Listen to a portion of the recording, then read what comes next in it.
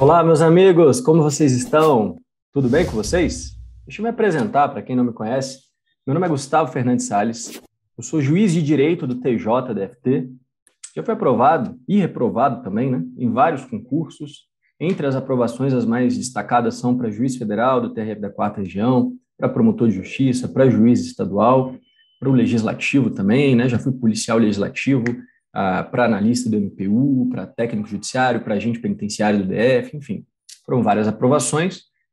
Venho lecionando direito constitucional e direito administrativo, direito público. Inclusive, sou professor da Escola da Magistratura do DF. E aqui também na Verbo Jurídico, a gente leciona, sobretudo, direito administrativo, mas direito constitucional também. E fui chamado, então, para falar aqui com vocês sobre os temas mais importantes para a magistratura em direito administrativo. Deixa eu colocar aqui na tela, deixa eu só colocar do ponto inicial aqui. Temos aqui, então, né, verbo, direito administrativo e tema, conteúdos importantes para a magistratura. Então, nessa próxima 1 hora, 50 minutos, 1 hora, eu vou falar com vocês desses principais assuntos. E aí eu pensei aqui, como é que eu faço? Será que eu coloco vários assuntos importantes em direito administrativo para a magistratura, e aí faço como se fosse uma daquelas aulas de revisão final, sabe, de véspera de prova, que o professor vai apostando ali nos principais temas e vai falando? Acho que uma aula dessa é um pouco desgastante para o aluno, para o professor, mais para o aluno, obviamente, né? Ficar pegando picado ali um monte de tema, não acho que seria tão relevante. Então, preferi focar em 2 assuntos. Para não ser uma aula específica de um assunto só também, a gente coloca 2 assuntos importantes para a magistratura. O primeiro deles, o assunto mais importante em direito administrativo para a magistratura dos últimos tempos, já era antes, mas agora ainda mais, é a improbidade administrativa. É o assunto que, com a reforma promovida pela Lei 14.230 de 2021, e com os julgados recentes do Supremo sobre a legitimidade ativa para a ação de improbidade, sobre o direito intertemporal, né, em relação à eliminação da culpa, aos marcos do regime prescricional, como é que fica isso, retroage, não retroage. Então, há muitos temas relevantes, então a improbidade foi um tema fácil ali, foi o primeiro que eu já coloquei. E o segundo tema, para não ser uma aula exclusiva de um tema só, eu peguei alguns detalhes de agentes públicos. Já que a gente está falando de improbidade, aí eu já falo também dos agentes públicos, eu vou focar no regime constitucional, ali nas disposições constitucionais envolvendo concursos públicos. E aí tem várias teses importantes do Supremo, do STJ, que costumam cair sempre em prova também. É um tema sempre visado pelo examinador. Então, esses 2 assuntos são conteúdos importantes para a magistratura e a gente vai trabalhar aqui. Antes de começar a trazer esse conteúdo, eu gostaria de pedir para você nos adicionar, nos seguir lá no Instagram. Está aí na tela, Gustavo_Fernandes_Salles, é o nosso Instagram. O nosso Instagram é uma ferramenta profissional, lá eu coloco dicas de direito administrativo, direito constitucional, desconto para os nossos livros, né? Nós temos obras de direito administrativo e direito constitucional lançadas em grandes editoras, já na sua 2ª para 3ª edição. Temos diversas possibilidades de conversa lá sobre temas de estudo, enfim, sobre essas disciplinas por direct, né? Então, segue lá a nossa ferramenta de trabalho e, claro, também de vez em quando a gente coloca algumas questões ali da família e tal, para dar uma descontraída. É assim que funciona o Instagram hoje em dia. Beleza? Feito esse convite, vamos então para a nossa aula. Improbidade administrativa. O que tem de mais relevante aí dos últimos tempos, né? Primeiro ponto, só para a gente, a guisa de introdução, só para a gente partir aqui dessa premissa. O artigo 37, parágrafo 4º da Constituição Federal é o que traz a necessidade de uma lei punir os agentes públicos e terceiros que pratiquem atos de corrupção no setor público. A improbidade administrativa surge como uma exigência constitucional de punição a esse ato, como a finalidade, anote aí, de combater a corrupção no setor público, de punir aqueles que utilizam a máquina burocrática para suas pretensões individuais, particulares, trazendo uma corrosão da máquina pública. É isso que fala o Supremo, é isso que fala a doutrina. Então, essa é a finalidade de punir os atos de improbidade. O 37, parágrafo 4º, ele fala, os atos de improbidade importarão a suspensão dos direitos políticos, é uma pena grave, não é perda, é suspensão. A perda, agora sim, perda da função pública, que é outra sanção gravíssima, tanto que essas 2 sanções elas só se aplicam para os atos do artigo 9º e do artigo 10 de improbidade. Os artigos 11, que são aqueles que violam os princípios da administração pública, que são os mais leves, eles não permitem esse tipo mais de sanção, essas duas sanções graves. E também, por conta de serem as mais graves, a lei de improbidade, a lei 8429, ela já falava que essas duas sanções só poderiam ser aplicadas após o trânsito em julgado. Ocorre com a reforma, qualquer sanção de improbidade só pode ser aplicada após o trânsito em julgado. Está lá nos parágrafos do artigo 12. Também a indisponibilidade de bens, que não é bem uma sanção, uma medida cautelar, e o ressarcimento ao erário, que também não é uma sanção, é uma mera consequência lógica de prejuízo ao erário. Se o ato de improbidade causa algum prejuízo ao erário, tem que ter o ressarcimento. Ainda que a finalidade da ação seja punitiva, mas já vem o ressarcimento junto também. Se o ato de improbidade não causa prejuízo ao erário, não tem ressarcimento. Não é uma medida de natureza sancionatória, mas de natureza reparatória. Então, a doutrina já falava daquelas 4 sanções da Constituição, na verdade, só 2 são sanções repressivas mesmo, né, punitivas. As outras são ou medida cautelar, ou uma sanção, ou uma medida reparatória. Na forma e gradação previstas em lei. Então, a lei vai dizer como que se aplicam essas sanções, qual é o procedimento da ação. A lei pode, inclusive, trazer novas sanções, é o que a lei de improbidade faz. Ela traz proibição de contratar com o poder público, multa civil e várias outras. Sem prejuízo da ação penal cabível. Quer dizer que essas punições e também esses atos, eles não têm natureza penal, senão haveria um bis in idem, né? Ainda cabe, né? Cabe a ação penal, ainda cabe a ação de improbidade, ela tem natureza penal, então ela tem natureza extrapenal, tanto a ação, que é uma ação civil, né? Não é uma ação de direito, embora estudada no direito administrativo, não é um procedimento administrativo, não é um PAD, o PAD é outra coisa, é uma ação civil. As sanções e os ilícitos têm natureza civil. E aí, 4 anos depois, que a Constituição determinou que a lei puna os atos de improbidade, vem a Lei 8429 de 92, que dispõe sobre as sanções aplicáveis aos agentes públicos e os terceiros nos casos ali retratados. Essa lei vem no ano do impeachment do presidente da República, Fernando Collor de Mello. O impeachment foi meses depois ali, um pouquinho depois da lei, mas já havia denúncias de corrupção no setor público, caça às bruxas ali aos agentes corruptos. Então a lei veio rigorosa. E a aplicação judicial dessa lei, sobretudo com o amparo do STJ, sempre foi rigorosa. Alguns especialistas começaram a dizer que essa aplicação era rigorosa demais e que havia ações temerárias, agentes que praticavam atos culposos, ali um prefeito ali que não tinha vontade de corrupção, mas ele foi mal ali, foi mal assessorado, acabava sofrendo a perda da suspensão dos direitos políticos e tal. Tem muita gente, muitos estudos que demonstram que os agentes públicos preferiam ser punidos a título de ação penal do que de improbidade, porque improbidade acaba a vida política e a vida pública e até a fonte de renda lá o cara perde o cargo, tá ferrado, né? E agora na ação penal não, era uma transação penal, então era uma ação de natureza extrapenal, mas com uma gravidade gigantesca. Por isso, começou-se a perceber que para punir por improbidade tem que ser realmente aquele que quer corrupção no poder público, e não que atua por culpa e tal. Por conta disso, a Lei 14.230 veio e modificou a estrutura da lei de improbidade. Não é uma lei nova, é uma lei que altera a ainda vigente Lei 8429 de 92 e acabou com a culpa, né, e fez mudanças que a gente vai comentar aqui nessa aula importante que a gente está trabalhando agora. Então, anote aí que a natureza das sanções é civil, a de Pietro fala que também tem uma natureza política, mas nem é bom falar muito isso, porque a gente vai ver que os agentes políticos respondem em duplo regime sancionatório, tanto na esfera política, por crime de responsabilidade, quanto por improbidade. Então, a prevalência da natureza dos ilícitos é civil, mas tem até um cunho penal em alguns casos, um cunho político, mas é civil. O Supremo fala que a natureza é civil e também das sanções. Sanções são sanções de natureza predominantemente civil. São 4 elementos para configurar o ato de improbidade administrativa nessa nossa revisão rápida. Não vou falar de tudo de improbidade, né? Eu vou pegar o mais importante e aí o foco está nesses 4 elementos. Para que se fale em ato de improbidade, é preciso que haja uma vítima, sujeito passivo, que está lá no artigo 1º, parágrafo 5º, 6º e 7º, a gente vai ver rapidinho. Um autor do crime, digamos assim, né? Um autor do ato de improbidade, o agente do ato de improbidade, que é o sujeito ativo, que é o agente público ou terceiro, artigo 2º e 3º. É preciso que se enquadre em um ato descrito na lei, artigos 9, 10 e 11, sem prejuízo de leis especiais, como o artigo 52 do Estatuto da Cidade, que prevê atos de improbidade do prefeito. E tem que ter o elemento subjetivo. No direito administrativo sancionador, e qualquer direito punitivo, não se admite responsabilidade objetiva. Tem que ter o elemento subjetivo, que antes era dolo e nos casos do artigo 10, culpa, falava-se em culpa grave, então agora só dolo. Então só pode ser por isso que tiver o dolo de praticar aquele ato, e a gente vai ver que não é um dolo genérico apenas, é um dolo específico, tem um especial fim de agir previsto nos incisos ali dos artigos 9, 10 e 11.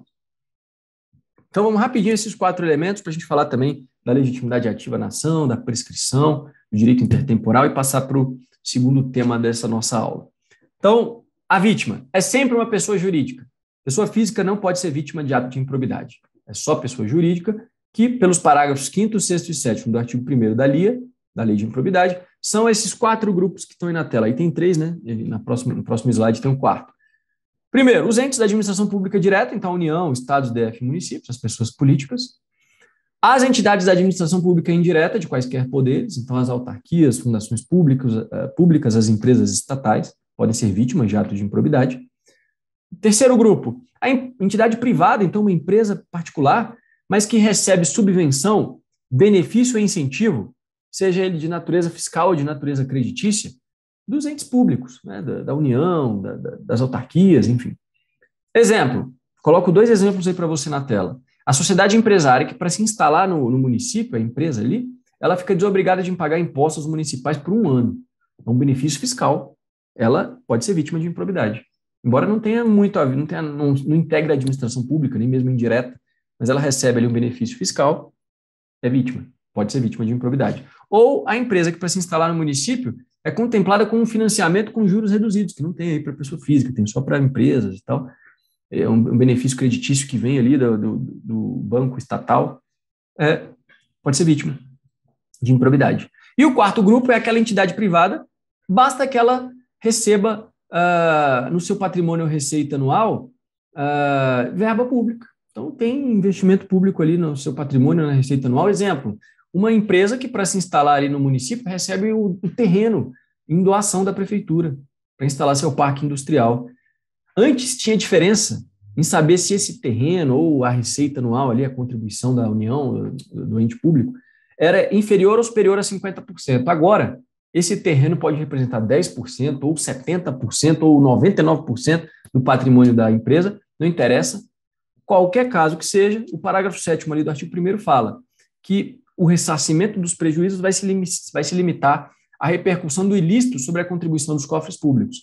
Então, na ação de improbidade, essa empresa particular aí, vítima, ela pode perseguir, por exemplo, tem o patrimônio ali doado pela prefeitura, o terreno representa 30% do patrimônio. Então, esses 30% do patrimônio dessa empresa podem ser ressarcidos na ação de improbidade. E os outros 70% que não vêm do erário, que não vêm de verba pública, vêm de investimento particular, a empresa até pode buscar isso aí depois, mas em uma ação específica, não na ação de improbidade, uma ação lá de responsabilidade civil, enfim. Beleza? Então, temos a vítima, que é o sujeito passivo. O sujeito ativo é o autor do fato. No plano do direito material, é o autor do fato. No plano processual, vai ser o réu da ação de improbidade, né? É o agente público e o terceiro que concorre com ele. O artigo 2º, perdão, fala que é agente público para efeitos da LIA, agente político, servidor público, todo aquele que tem qualquer forma de investidura ou vínculo com as entidades da administração direta e indireta, pode até não receber remuneração, pode ser um vínculo temporário, exemplo, estagiário. Isso já caiu na minha segunda fase de juiz federal, a sentença era uma sentença de improbidade, a sentença civil. E a grande questão lá era saber se podia condenar o estagiário. E era um julgado da época recente, a prova foi em 2016, o informativo do STJ de 2015. Então, era algo que a gente estava no radar ali, eu meti o ferro no estagiário e deu certo, graças a Deus. Né? Coitado do estagiário nesse cenário hipotético, mas ele praticou um ato de improbidade. Ele não tem vínculo definitivo, ele não recebia nenhuma verba, não recebia bolsa de estágio, era gratuito, e mesmo assim ele se enquadra para fins de servidor público no conceito amplíssimo da lei de improbidade, de agente público para fins de improbidade. Beleza? Também empregados de empresas estatais e até de entidades que recebem subvenção do Estado. Então, um funcionário privado ali de uma empresa que faz uma parceria com o poder público, ali do terceiro setor, pode sofrer penalidades de improbidade. Beleza? Agentes políticos, o Supremo já tinha falado que todos eles respondem também por improbidade, por crime de responsabilidade, à exceção do presidente da República. Anote aí. O presidente da República, ele é o único que só responde por crime de responsabilidade, ele não responde por improbidade administrativa. Qual que é a justificativa? O artigo 85, inciso 5 da Constituição Federal diz que quando o presidente atenta contra a Constituição, e no inciso 5, causando lesão à probidade, ele responde por crime de responsabilidade. Então, a lesão à probidade, a improbidade do presidente da República já é crime de responsabilidade. Já remete ali a uma coisa só. Então, ele só responde por crime de responsabilidade. Ele tem essa proteção também por ser o chefe de Estado. Só responde ali se for pelo Congresso Nacional. Agora, os demais agentes políticos, governador, todo mundo, prefeito, parlamentar federal, estadual, distrital, municipal, qualquer um, membros da magistratura, do Ministério Público, respondem tanto por crime de responsabilidade, se for o caso, quanto por improbidade administrativa. Tá? Então, membro da magistratura, Ministério Público, prefeito, ali responde tanto lá no Decreto-Lei 201 de 67, quanto também por ato de improbidade, inclusive tem atos exclusivos do prefeito de improbidade no Estatuto da Cidade, né? Jurisprudência em teses do STJ, isso aí tranquilo. Parlamentares também, se não tiver imunidade material lá do 53 caput da Constituição, ele pode tomar uma ação por improbidade também. Inclusive não tem foro, segundo o Supremo vai para a primeira instância, né? A gente sabe disso. Não tem foro em ação de improbidade administrativa, porque não é uma ação penal. E pode até ter uma ação civil que vá para a segunda instância, terceira, algumas leis, por exemplo, o Estatuto do Ministério Público prevê lá para os membros do MP, em alguns casos, mas para fins de improbidade não tem. Beleza? E quem é o terceiro? É o artigo 3º, que fala dos terceiros. Ele diz que aquele que, mesmo não sendo agente público, induz ou concorre sempre de maneira dolosa para a prática do ato de improbidade, também responde junto com o agente público. Não tem mais, com a reforma, aquela expressão que está ali embaixo, ó, aquele que se beneficie sob qualquer forma direta ou indireta, não tem mais, ele tem que induzir ou concorrer dolosamente. Cuidado, que se o réu for pessoa jurídica pode ser o autor do ato de improbidade, pode ser réu também, no plano processual. O sócio, ele a princípio não responde, quem responde é a pessoa jurídica. Mas se comprovadamente tiver benefício e participação diretas, aí ele responde também, nos limites da sua participação. Então, por benefício direto, o sócio responde no limite do seu benefício e da sua participação. Mas a expressão genérica, benefício sob qualquer forma direta ou indireta, não enquadra mais o terceiro. Tá? Pessoa jurídica pode ser réu em improbidade. Na doutrina, o Carvalho Filho falava que não seria possível, porque exige o dolo, e o dolo é um elemento que só tem para o ser humano e tal, mas o STJ permitia e a lei confirma isso, por exemplo, ali no parágrafo 2º, falando que se a pessoa jurídica responde pela lei anticorrupção, a lei 12.846/2013, ela não responde pelo mesmo ato na lei de improbidade. Mas se ela não responde lá, aí ela responde aqui na lei de improbidade. Não pode ter um bis in idem entre essas duas leis. E, no plano processual, a gente sabe que o STJ entende que não pode propor a ação de improbidade apenas em face do terceiro. Tem que ser sempre em face do agente público e, se for o caso, o terceiro junto. Né? Não tem o litisconsórcio passivo necessário, não. Mas o terceiro nunca responde sozinho, salvo uma exceção ali de 2021 do STJ, da primeira turma, quando na ação está só o particular, mas há a pretensão de responsabilizar o agente público pelos mesmos fatos em uma demanda conexa. Então, na verdade, cada um é réu em uma ação exclusiva, né? Mas elas são conexas. É só uma questão processual. Na prática, o agente e o terceiro estão sendo processados. Beleza, aí pode. Mas aí pelos mesmos fatos em demanda conexa. Se a questão não fala isso, o particular sozinho não pode responder por improbidade. E os atos de improbidade? Bom, os atos de improbidade são as condutas dos artigos 9º, 10 e 11. Entendia-se sempre que esses três rolos eram exemplificativos. Qualquer conduta que se enquadrasse ali no caput já valia. Então, por exemplo, o artigo 11 fala de atos que violam os princípios da administração pública. A tortura não está lá nos incisos do artigo 11. O STJ admitia que o delegado, o agente de polícia que tortura preso na delegacia, pratica um ato de improbidade do artigo 11, porque se enquadrava ali violação ao princípio da legalidade, da moralidade, tudo ali. Beleza? Agora ficou mais difícil. Por quê? Porque a lei, em alguns dispositivos, ela dá a entender que os ROIs são taxativos. No caso do artigo 11, você pode marcar em prova, sem medo de ser feliz, que o rol agora é taxativo. Então, um ato que viola os princípios da administração pública tem que estar nos incisos ali, senão não se enquadra como ato de improbidade. Esse exemplo da tortura da STJ caiu. Não vale mais. Agora, os artigos 9º e 10 têm polêmica, porque os dispositivos ainda mantêm a expressão "e notadamente", então só para exemplificar aqui, ó, se você pega o artigo 9º, ó, Tá ali, ó. Constitui ato de improbidade importando em enriquecimento ilícito, oferir mediante a prática de ato doloso, qualquer tipo de vantagem patrimonial indevida, em razão do exercício do cargo, mandato, função, emprego nas entidades da lei do artigo 1º da lei, e notadamente, ou seja, exemplificadamente. Então, tem doutrina que defende o caráter ainda mantido exemplificativo nos artigos 9º e 10º. Exemplo ali, os professores Rafael Oliveira e Daniel Amorim Assunção Neves. Agora, o artigo 11 não tem dúvida. Agora ele é taxativo. O 9º e o 10 tem polêmica, você pode marcar que mantém o caráter exemplificativo segundo alguma doutrina, vai esperar aí o STJ Supremo darem sua decisão.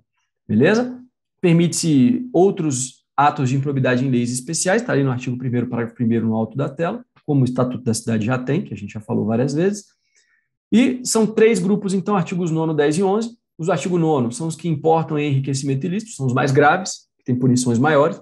Os intermediários do artigo 10 causam prejuízo ao erário, e os mais leves do artigo 11 atentam contra os princípios da administração pública.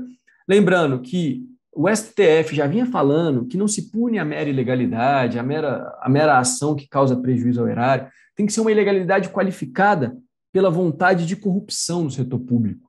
Por isso, o Supremo foi falando e tal, e a reforma acabou, então, com a responsabilização por culpa. Não se permite mais punição por culpa. A responsabilidade é subjetiva, continua sendo subjetiva, não tem objetiva, né? No cenário punitivo, mas só por dolo agora. Culpa não mais. E o dolo tem que ser específico. É o que está lá no parágrafo 2º do artigo 1º, não bastando a voluntariedade do agente. Também no artigo 11, parágrafo 1º, quando for comprovado na conduta funcional do agente o fim de obter proveito ou benefício indevido para si ou para outrem, e nos próprios incisos que a gente vai ver aqui dos 3 artigos importantes. Lembrando que o parágrafo 8º do artigo 1º fala que não é improbidade qualquer ação ou omissão ali do agente público, né? Da autoridade e do gestor público, decorrente de divergência interpretativa da lei, baseada em jurisprudência que, ainda que não venha a prevalecer no futuro, então ele praticou um ato administrativo com base no entendimento da época, depois não prevaleceu mais esse entendimento, mas era um entendimento ali não pacificado, era um entendimento razoável, isso não é improbidade, porque não tem um dolo ali de corrupção, ele está amparado em alguma jurisprudência. Agora, isso é para não ter aquele chamado delito, crime de hermenêutica, aqui no caso um ato de improbidade hermenêutica, não pode punir o agente assim. Agora, a contrário senso, se o agente pratica um ato que viola súmula vinculante, decisão definitiva do Supremo Imadi, que tem efeitos erga omnes, aí não dá para falar que é divergência doutrinária, aí ele está violando frontalmente jurisprudência que é pacificada com efeitos erga omnes, efeitos vinculantes, nesse caso ele responde por improbidade, se for o caso, se enquadrar ali nos incisos. Beleza? Então, artigo 9º é aquele que enriquece ilicitamente praticando qualquer ato que lhe acarrete vantagem patrimonial indevida, né? Só conduta dolosa, não precisa causar prejuízo ao erário, basta o enriquecimento ilícito.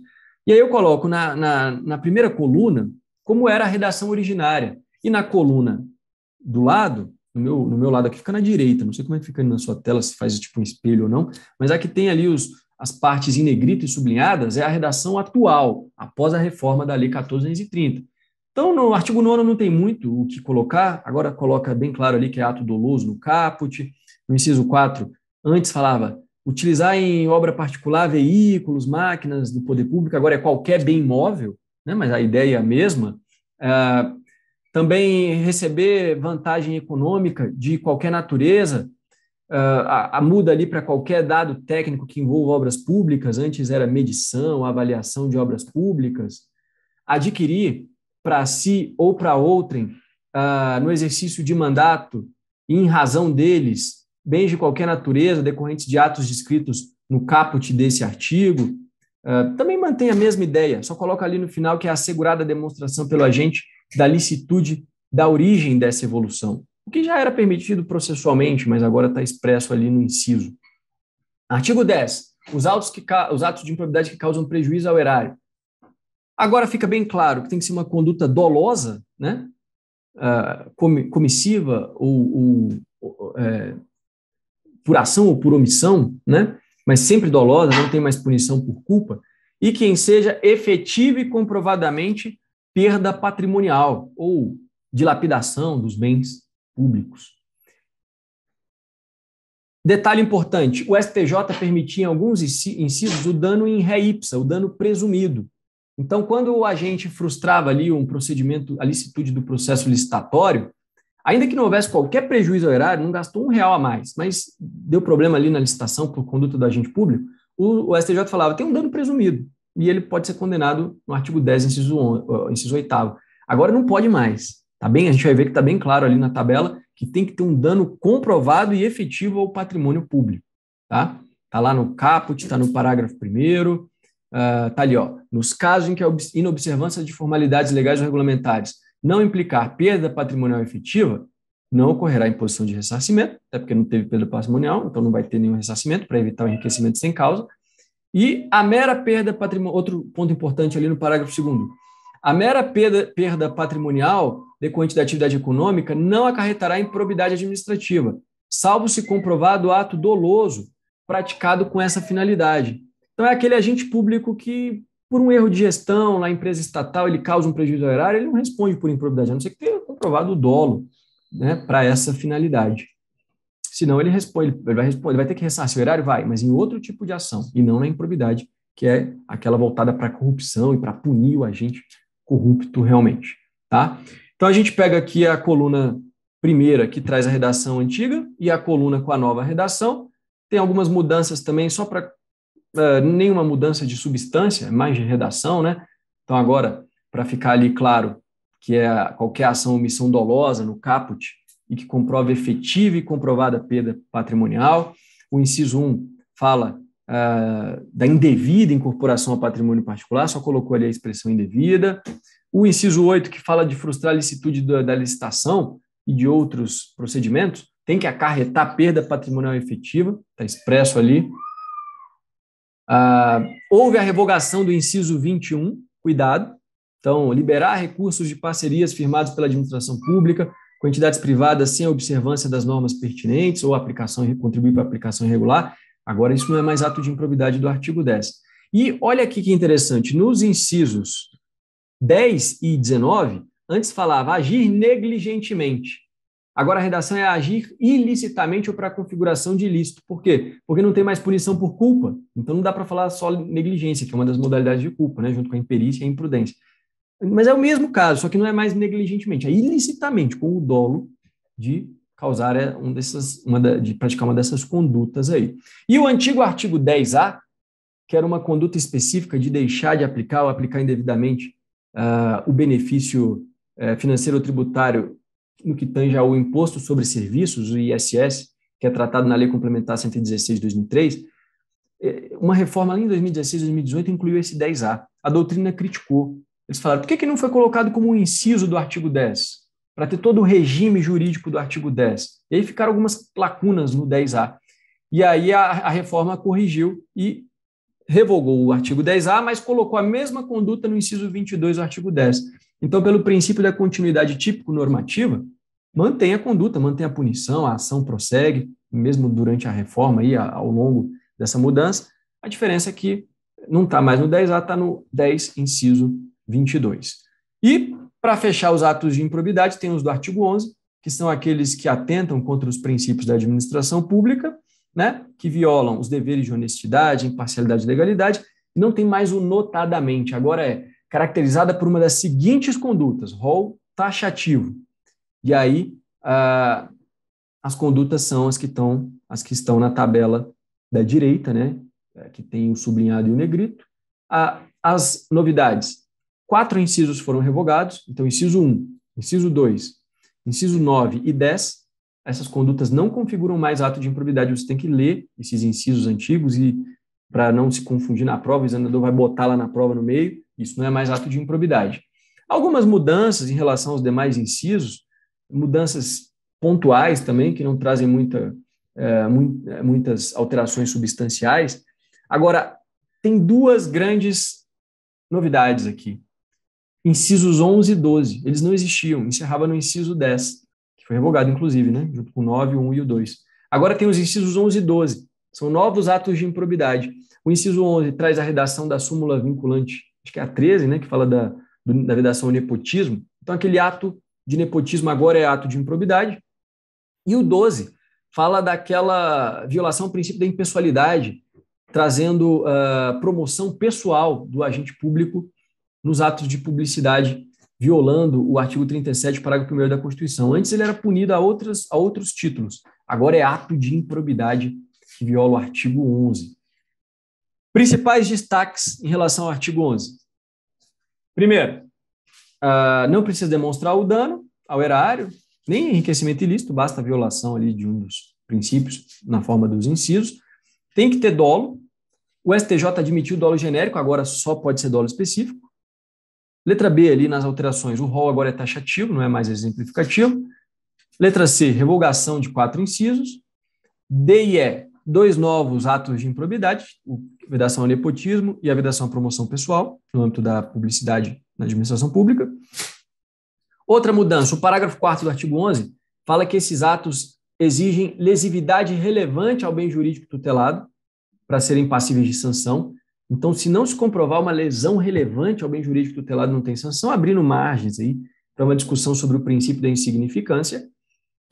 O parágrafo 3º, ele traz que o enquadramento da conduta funcional, no artigo 11, pressupõe a demonstração objetiva da prática de ilegalidade no exercício da função pública, com a indicação das normas constitucionais, legais ou infralegais violadas. Então, não basta falar, violou a moralidade. Tem que falar qual foi a norma específica violada, ainda que seja uma norma infralegal, qual foi a prática objetiva ali, demonstração objetiva de qual ilegalidade foi feita, né? Para evitar aquelas ações temerárias, o agente público violou a moralidade, toma aí. Não, tem que ser algo agora bem enquadrado. O parágrafo 1º fala que nos termos da Convenção das Nações Unidas contra a Corrupção, só haverá improbidade quando for comprovado na conduta funcional do agente público o fim de obter proveito ou benefício indevido para si ou para outra pessoa, então tem que ter esse dolo específico, e isso se aplica nos termos do parágrafo 2º para todos os outros atos de improbidade também. Beleza? Bom, para a gente fechar esse nosso estudo de improbidade, ainda quero falar de duas coisas. 2 entendimentos importantes recentes do Supremo. O primeiro diz respeito à legitimação ativa na ação de improbidade. Antes da reforma, o artigo 17 falava que o MP e a pessoa jurídica interessada poderiam ser autores da ação. Então, por exemplo, a União foi vítima de ato de improbidade, os seus representantes judiciais, os membros lá da AGU, poderiam ajuizar a ação de improbidade e deflagrá-la e impulsioná-la até a punição do agente público e, inclusive, o ressarcimento dos prejuízos da União. Era uma legitimidade disjuntiva, concorrente, porque não precisava entrar o MP e a pessoa jurídica, podia ser só um ou outro, mas cabia um litisconsórcio facultativo. Vem a reforma e diz que só o MP pode ajuizar a ação de improbidade. Inclusive, o artigo 3º da Lei 14.230 traz ali que, em 1 ano da publicação da lei, o MP deveria se manifestar se iria prosseguir nas ações de improbidade que foram ajuizadas pela Fazenda Pública, inclusive em grau de recurso. Durante esse 1 ano, o processo ficava suspenso, e depois de 1 ano o MP não se pronunciasse, não assumisse o polo ativo, a ação era extinta sem resolução do mérito. Um prazo muito pequeno para o MP conseguir fazer toda essa análise para assumir o polo ativo dessas ações, embora a maioria das ações já fosse mesmo de titularidade do MP. Eram poucas, menos, que eram ajuizadas pela pessoa jurídica por meio de seus representantes judiciais. Só que aí, uma certa doutrina começou a falar, olha, essa redução da legitimidade para a ação de improbidade, isso é inconstitucional, viola o 129, parágrafo 1º, que fala que a lei, quando estabelece a legitimidade do MP para as ações civis, ali do artigo, ela não impede a de terceiros. É claro que a lei infraconstitucional vai ter uma discricionariedade para atribuir a outros ou não, mas a partir do momento em que ela permite que terceiros combatam a corrupção no setor público, quando a lei diminui esse rol de legitimados ativos, há um retrocesso quanto ao imperativo de combate à improbidade administrativa. Essa foi a tese, uma tese que é polêmica, na minha opinião, não sei não, mas o ministro Alexandre de Moraes acolheu, lá em fevereiro de 2022, nas ADIs 7.042 e 7.043, esses argumentos, e deferiu a cautelar, parcialmente, para depois ser confirmada pelo plenário, para até o julgamento final dar uma interpretação conforme a Constituição aos dispositivos que reduziam a legitimidade ativa para o MP, apenas ao MP, e permitindo, então, que as pessoas jurídicas interessadas pudessem ainda propor a ação de improbidade, inclusive também promover ali o acordo de não persecução civil, que era também exclusivo do MP. Beleza. Inclusive, suspendeu o prazo ali também do artigo 3º da 14.230, aquele prazo de 1 ano. E aí vem o julgamento final em agosto de 2022 e o plenário do Supremo, por maioria, acolhe essa tese e fala que os entes públicos que sofreram prejuízos com os atos de improbidade também, de forma concorrente com o MP, estão autorizados a propor a ação de improbidade e a celebrar acordo de não persecução civil. Tá? Acolheu-se essa tese de que a redução seria inconstitucional. Depois eu peço que você dê uma lida no informativo 1066 do Supremo, que ele traz todos os detalhes. Nesse nosso tempo curto, não dá para eu ficar só destrinchando isso. Não seria uma aula só para falar desse julgado aqui, facilmente. Né? Mas, bem rapidinho, ó, que está sublinhado ali, não deve... ali é a questão da defesa da advocacia pública, é um outro ponto importante também, mas a parte em negrito ali, ó. Interpretação conforme a Constituição, uma declaração de inconstitucionalidade parcial sem redução do texto, na verdade, né? De modo a restabelecer a existência de legitimidade ativa concorrente e disjuntiva entre o MP e as pessoas jurídicas interessadas para propor ação de improbidade e celebrar os acordos ANPC, né? Acordo de não persecução civil. Bom, o último ponto de improbidade, na verdade, o penúltimo, né? Porque junto com a prescrição eu quero falar do direito intertemporal. Os dois estão conectados. Como é que funciona a prescrição da pretensão de punir os agentes e os terceiros ímprobos? A redação originária do artigo 23 da Lei de Improbidade não trazia um prazo único. Ela trazia 3 incisos, e eram 3 prazos diferentes. Então, para punir aqueles que tinham um vínculo temporário, um cargo em comissão, um mandato, né, temporário, eletivo, o prazo era de 5 anos após o fim do vínculo. Então, encerrou o vínculo temporário, por exemplo, encerrou o mandato, 5 anos para punir o agente. Se passasse 5 anos, não cabia mais punição, estava prescrita a pretensão punitiva. Para os agentes que tinham um vínculo definitivo, um servidor estatutário, empregado público, era o prazo previsto no Estatuto Funcional para aplicação da sanção de demissão. Então, no caso do servidor estatutário federal, incidia 8.112, era um prazo de 5 anos. Mas era diferente para cada estado, né, se fosse empregado público, poderia ser outro prazo, enfim.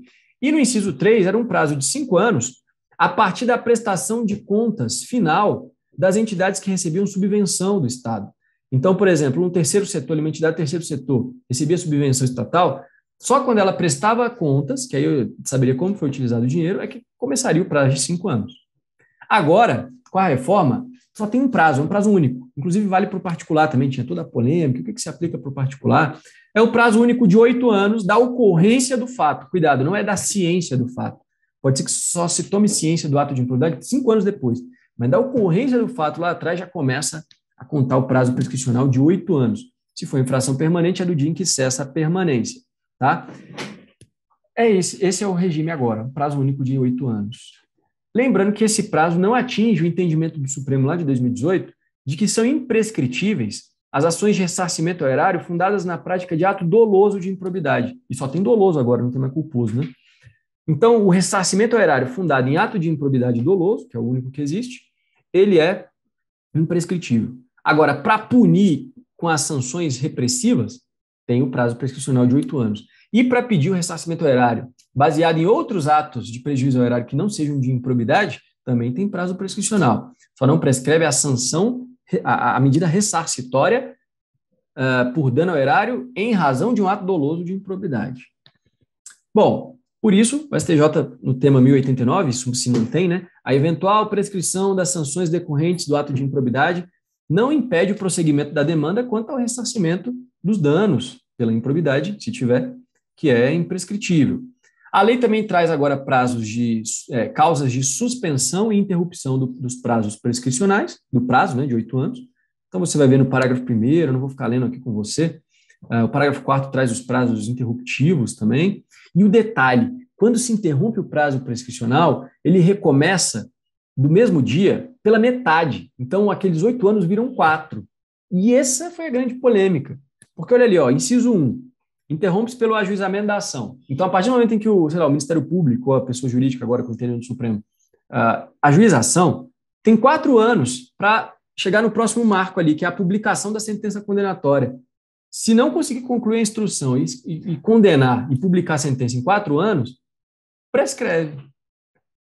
É a prescrição intercorrente, que é admitida agora expressamente pelo parágrafo 8º do artigo 23, que fala que cabe prescrição intercorrente se transcorrido o prazo de 4 anos do último marco interruptivo após a propositura da ação. E o STJ não admitia a prescrição intercorrente, tem esse julgado aí na tela de 2017. Esse julgado ficou superado, que agora a lei traz expressamente a prescrição intercorrente. Então ficou melhor para o agente, ficou mais fácil dele se livrar da punição, porque antes era 5 anos, agora são só 4, na verdade, parece 8, né? Mas com os marcos interruptivos que recomeçam pela metade, o ajuizamento da ação tem 4 anos para punir. Se não, e as ações, a média delas demora mais de 4 anos. Então, em média, vai prescrever a pretensão punitiva para todos os agentes em improdução. Isso é um grande problema. Muita gente se revoltou com essa parte da reforma. E aí, o Supremo teve que analisar se esses marcos prescricionais, sobretudo a prescrição intercorrente, se isso retroagiria, e aí ia prescrever as ações de improbidade de todo mundo, ou se aplicaria dali para frente. E também a questão da eliminação da culpa. A eliminação da culpa retroage ou não? O que prevaleceu? Bom, que normas processuais se aplicam a partir daquele momento, né? É o princípio tempus regit actum, que não tem problema. A grande questão são as normas de direito material, e as de prescrição têm um certo caráter material, pelo menos híbrido. Retroagiriam para beneficiar o réu, como fala ali o artigo 5º, inciso 40 da Constituição, só que esse inciso prevê a retroatividade benéfica da lei penal, e aqui não é lei penal, mas é um direito administrativo sancionador com aplicação dos princípios constitucionais desse direito administrativo sancionador expresso no artigo 1º, parágrafo 4º da lei, com a reforma. E aí muita gente defendia, inclusive era a tese que, não exatamente da improbidade, porque não deu tempo, mas uma tese que prevalecia para outros procedimentos administrativos, a retroatividade benéfica das sanções administrativas para o réu. Então, pelo STJ, retroagiria tudo, o prazo prescricional, aquele que foi punido por culpa, poderia entrar com uma ação rescisória para desconstituir o título punitivo, enfim. Mas o Supremo, lá em fevereiro de 2022, ele afetou o agravo no RE 843989 como tema representativo da repercussão geral, a discussão sobre a irretroatividade das alterações, sobre a questão da culpa e da prescrição. E, posteriormente, em agosto de 2022, o Supremo fixou 4 teses que você tem que conhecer. Primeira tese, essa aqui não tem novidade, tem que comprovar dolo para punir o agente nos casos dos artigos 9º, 10 e 11. Beleza. A novidade é porque a lei elimina a culpa, mas aqui não tinha nenhuma polêmica, né? 2, a norma benéfica que revoga a culpa é irretroativa. Então, ela não alcança processos com coisa julgada, ou que já estão na fase de execução, ou que já teve até a pena executada. Então, processos que a fase de conhecimento já transitou em julgado, a sentença foi punida a título de culpa, continua punido e vai ter que cumprir a pena. 3, a revogação da culpa atinge os processos em andamento, os futuros, óbvio, e os em andamento que não têm condenação transitada em julgado. Então, o cara já foi condenado, mas não transitou em julgado, ele foi condenado por culpa, lá do artigo 10, antigo. Opa, a revogação da culpa, ela alcança esse caso. E o juiz vai analisar se houve ali um dolo ou não, mas, a princípio, se for só culpa, não cabe mais. E, por fim, a questão do prazo prescricional. O prazo prescricional, o Supremo falou que é irretroativo. Então, Vitão, vai lá, cara, não atrapalha aqui não. Então, o prazo, meu filho está aqui acompanhando também esse nosso encontro. Falei para ele ficar quietinho ali, que a gente já está acabando aqui, né? Então, o prazo prescricional, a prescrição intercorrente, ela não retroage. Só da publicação da lei para frente. Então, acabou com a pretensão de muitos agentes aí que queriam a prescrição para os seus processos. Eu estava atuando no área de fazenda pública aqui no DF, e todas as ações de improbidade tinham esse pedido. Essa tese foi bem importante aí para não evitar a impunidade generalizada. Para a gente encerrar esse encontro aqui, eu ainda tenho mais 15 minutinhos, mas eu vou falar bem rapidinho, tá, pessoal? Segundo tema que é muito relevante para a magistratura sobre direito administrativo. Os artigos 37 a 41 trazem questões pertinentes à administração pública e aos servidores públicos, inclusive são entendidas pela doutrina como normas de observância obrigatória. Elas valem para todas as esferas, municipal, estadual, federal, e elas vão falar sobre acessibilidade a cargos públicos, funções e empregos, sobre concurso público, sobre função comissionada, cargo em comissão, sobre greve, sistema remuneratório do servidor, acumulação de cargos, responsabilidade civil do servidor, aposentadoria, estabilidade. Então, são muitos temas relevantes. O que eu quero trabalhar é o inciso 2, que fala que para se investir em cargo ou emprego público, tem que ser aprovado previamente em concurso público. Salvo algumas hipóteses, como, por exemplo, o que está no final ali, ó, nomeação para cargo em comissão, que a lei diz que é de livre nomeação e exoneração. Aí não precisa de concurso. Mas, em regra, para ocupar um cargo ou emprego público, tem que prestar um concurso. Quais que são os 3 fundamentos do concurso público, segundo Carvalho Filho? A igualdade, que permite que todos concorram. A moralidade administrativa, para evitar que o chefe ali nomeie seus parentes, né? Vai entrar gente que não é... Vai entrar os que passam na prova e têm as melhores colocações.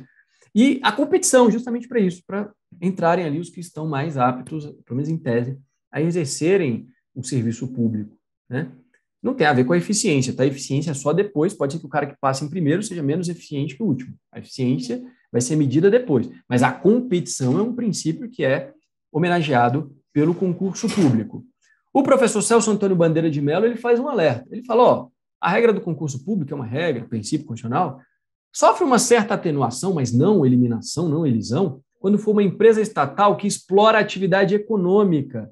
Por quê? Porque, em alguns casos, ela pode dispensar o concurso público para admitir imediatamente o pessoal e não ficar atrás ali no mercado em relação às demais empresas. Então, sofre uma atenuação, mas não uma completa eliminação. Quais são as exceções à regra do concurso público? Primeira, cargo em comissão, que a lei declara de livre nomeação e exoneração. Exemplo, os dirigentes de empresas estatais, né? Dirigente da empresa pública, tem que ser de livre nomeação, cargo em comissão, porque ninguém vai querer fazer concurso público. O cara é avidamente absorvido pelo mercado, ele vai ganhar muito mais em outro lugar, então tem que ser ali cargo em comissão. Inclusive, em alguns casos não vai incidir a regra do teto, né? Isso é um detalhe que a gente trabalharia em outra oportunidade. As empresas estatais, a princípio, ficam submetidas ao teto constitucional para os seus empregados públicos. Mas, quando não há verba pública utilizada para o custeio em geral e pagamento de pessoal, vem a verba utilizada do seu próprio lucro ali na atividade, ela pode pagar mais do que o teto. Aí paga 100 mil, 200 mil para o cara, porque se não pagar isso, não vai ter ninguém com competência para assumir, porque ele prefere ir para o mercado privado, que ele ganha mais. Também a contratação temporária, o servidor temporário do 37, inciso 9, dispensa concurso público. Nomeações para alguns cargos de tribunais, por exemplo, para o STF, né, para o STJ, Tribunais de Contas, o 5º Constitucional. Cargos eletivos, ninguém faz concurso público para ser deputado, senador, é voto. E também o ADCT, artigo 53, inciso 1, os ex-combatentes que tenham participado de operações bélicas durante a Segunda Guerra Mundial, eles podem ser aprovados no serviço público, aproveitados sem concurso, com estabilidade, inclusive. É um prêmio aí para aqueles lá da Segunda Guerra Mundial, né? Com o passar do tempo, cada vez vai ficando mais rara essa situação. E também os agentes comunitários de saúde e combate a endemias, a Constituição fala que eles podem ser admitidos por um processo seletivo público. Poderia, segundo alguma doutrina, poderia ser algo diferente do concurso público, mas a Lei 11.350 acaba fazendo ali um concurso, acaba ficando a ideia de concurso público. E, por fim, em alguns julgados, como a DI 5935, o Supremo falou que, por uma emenda à Constituição, é possível reconhecer exceções ao concurso público, em algumas situações singulares. Então, teve um caso ali de uma emenda, a emenda 98 de 2017, que ela permitiu a exceção ao concurso público para ali quem tinha vínculo com os ex-territórios e estados depois viraram estados, né, do Amapá, de Roraima, até outubro de 93, então uma situação ali, né, transitória e tal, uma questão envolvendo ex-territórios, aí, excepcionalmente, dispensou o concurso. Isso também é possível. Se for contratado sem o concurso público, a não ser nas exceções, o agente não recebe, o ato ali e as suas decorrências não geram quaisquer efeitos válidos em relação a esse agente, salvo a remuneração para evitar o enriquecimento sem causa do Estado. Então, como ele trabalhou, ele vai receber a remuneração, mas ele não tem qualquer outro tipo de benefício de efeito jurídico válido nessa relação, porque não teve o concurso público. Outro ponto, após o exercício em cargo público por força de decisão judicial de caráter provisório, uma liminar, não implica a manutenção em definitivo do candidato que não passou no concurso. Ele não pode invocar a proteção da confiança legítima, porque ele conhece que a precariedade da medida. Ele sabe que é uma liminar que pode cair a qualquer momento. Então, não dá para ele falar, não, mas eu já estou 5 anos aqui por força da liminar no cargo. Se a decisão definitiva revoga a liminar, ele perde o cargo. Tá? Antigamente, os tribunais permitiam, o cara já está há 5 anos, deixa. Agora não mais. Outro detalhe, se ele for nomeado tardiamente, mesmo que a decisão judicial tenha eficácia retroativa, ele não tem direito a promoções ou progressões que teria se tivesse sido nomeado na época. Então, era para eu ter sido nomeado em 2015, mas a administração pública não me nomeou, eu entrei com ação judicial e fui nomeado em 2020 por força de decisão judicial. Eu posso pedir as promoções e progressões que eu teria direito se fosse nomeado em 2015? Não, porque eu só comecei a trabalhar agora, eu só tenho benefícios a partir de agora. Posso pedir uma indenização sob o fundamento de que eu deveria ter sido nomeado anteriormente? O Supremo falou, a princípio, não tem indenização. Salvo uma arbitrariedade flagrante, um erro grosseiro, como foi o caso aqui, julgado do Supremo. O nome da mulher era Maria Onessina. O nome da mulher era Maria Oneide. Ela passou no concurso. A administração errou e chamou a Maria Onessina e não a Maria Oneide. E ela, por conta disso, ficou 2 ou 4 anos sem ser chamada. Aí ela pediu indenização, porque já era para eu estar 2, 4 anos trabalhando e ganhando o meu salário. O Supremo, nesse caso, deu razão, porque foi um erro grosseiro. Você vai errar o nome da mulher? O sobrenome é completamente diferente. Um é Tavares de Pinho, a outra é Alves de Melo. Então, nesse caso, ele deferiu a indenização. Mas tem que ter erro grosseiro ou arbitrariedade flagrante, senão não tem direito. Tem a súmula vinculante 43, que diz que qualquer modalidade de provimento que exclua a aprovação em serviço público e permita que se ingresse em cargo que não integra a carreira é inconstitucional.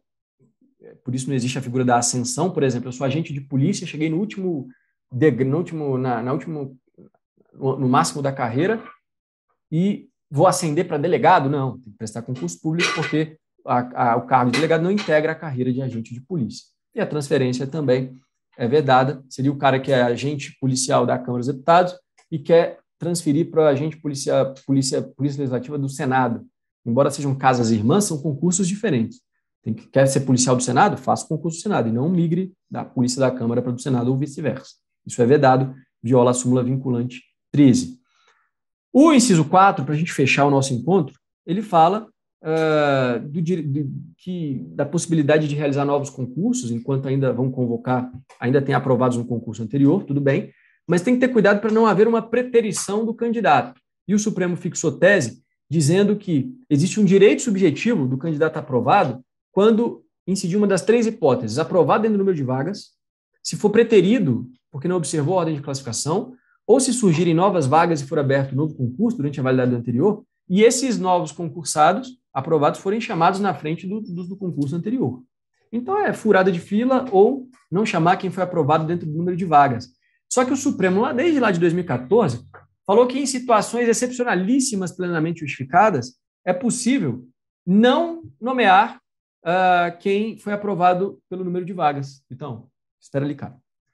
Então, a regra foi aprovado em número de vagas. Tem 10 vagas, passei em 8º, tem que ser nomeado, tem direito subjetivo. Mas em situações excepcionalíssimas, o Supremo diz que a administração pode não chamar.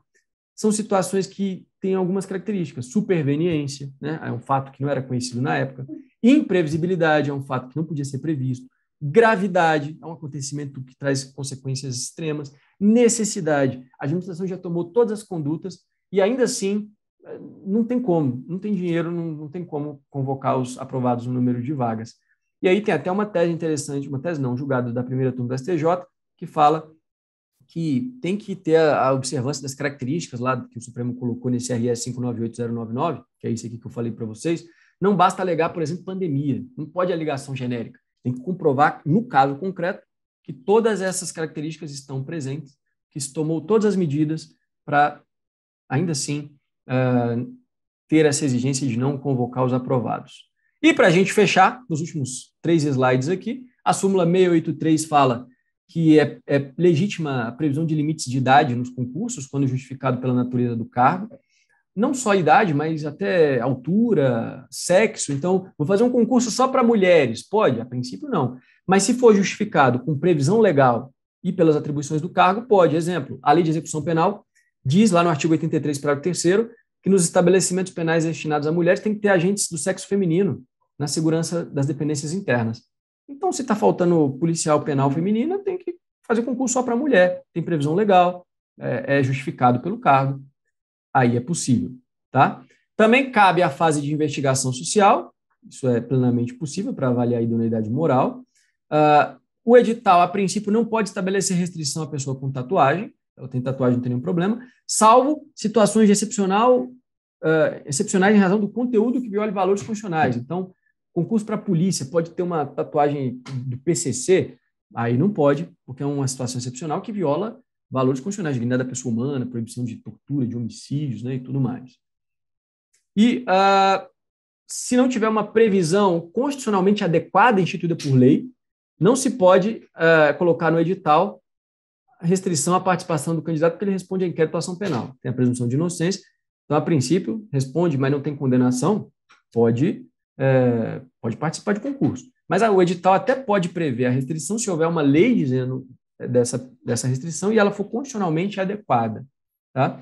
E lembrando que a grávida ela pode pedir a remarcação do teste de aptidão física, ainda que não haja previsão no edital, é uma proteção à maternidade. Agora, tirando a grávida, a pessoa que alega condições de caráter pessoal, fisiológico, até uma doença comprovada por atestado médico, ela não pode pedir a remarcação da prova de concurso física, a não ser que haja previsão no edital, e isso eu nunca vi.